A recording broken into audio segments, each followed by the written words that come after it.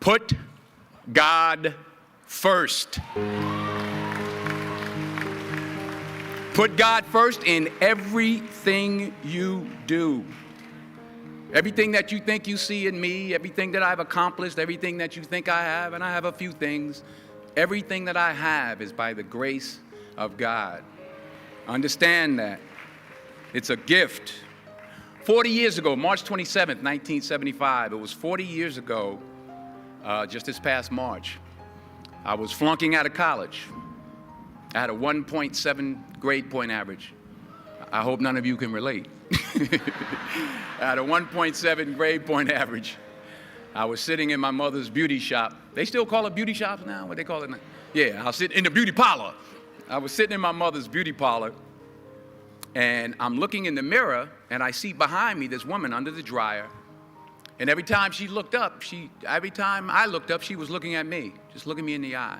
And I didn't know who she was, and I said, she said, somebody give me a pen, give me a pencil, I have a prophecy.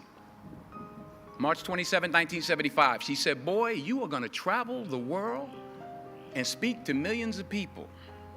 Now mind you, I flunked out of college. I'm thinking about joining the army. I didn't know what I was gonna do, and she's telling me I'm gonna travel the world and speak to millions of people. Well, I have traveled the world, and I have spoke to millions of people. But that's not the most important thing, the success that I had. The most important thing is that what she taught me and what she told me that day has stayed with me since.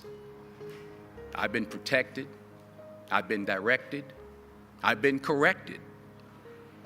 I've kept God in my life, and it's kept me humble. I didn't always stick with him, but he always stuck with me. So stick with him in everything you do. If you think you want to do what you think I've done, then do what I've done and stick with God. Number 2, fail big. That's right. Fail big. Today is the beginning of the rest of your life, and it can be very frightening. It's a new world out there. It's a mean world out there, and you only live once. So do what you feel passionate about. Take chances professionally. Don't be afraid to fail. There's an old IQ test, was 9 dots, and you had to draw 5 lines with a pencil within these 9 dots without lifting the pencil. The only way to do it was to go outside the box. So don't be afraid to go outside the box. Don't be afraid to think outside the box. Don't be afraid to fail big, to dream big. But remember, dreams without goals are just dreams, and they ultimately fuel disappointment. So have dreams, but have goals. Life goals, yearly goals, monthly goals, daily goals. I try to give myself a goal every day. Sometimes it's just to not curse somebody out. Simple goals, but have goals. And understand that to achieve these goals, you must apply discipline and consistency.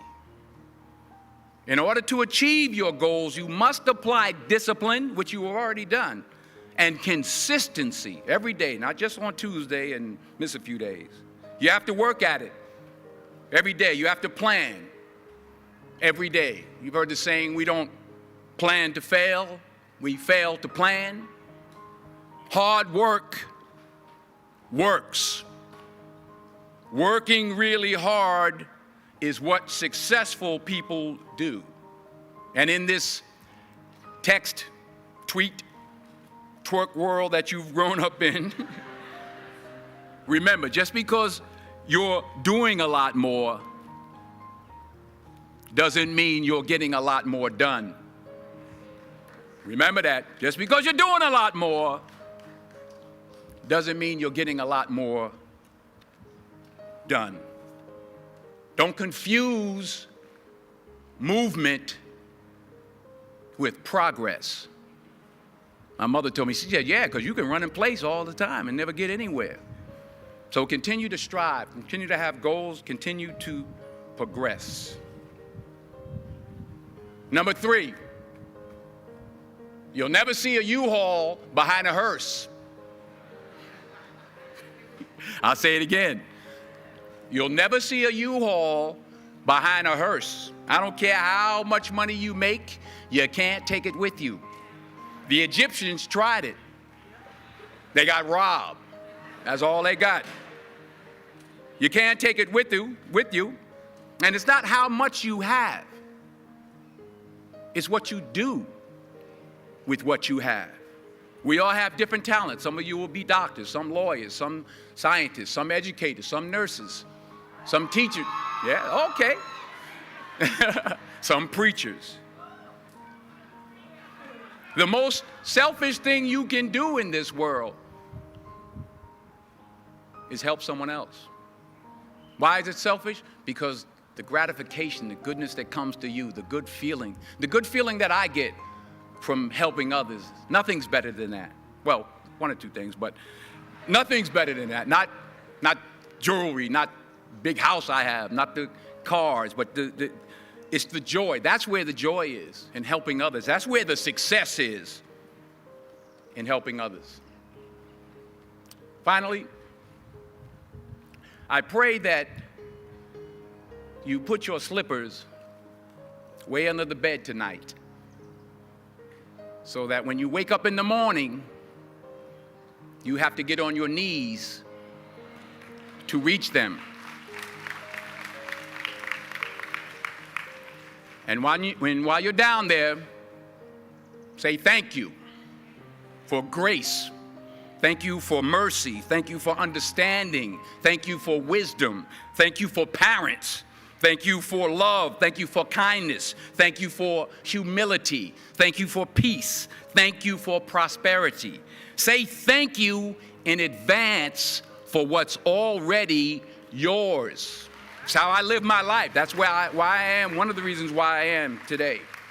Say thank you in advance for what is already yours. True desire in the heart for anything good is God's proof to you, sent beforehand to indicate that it's yours already.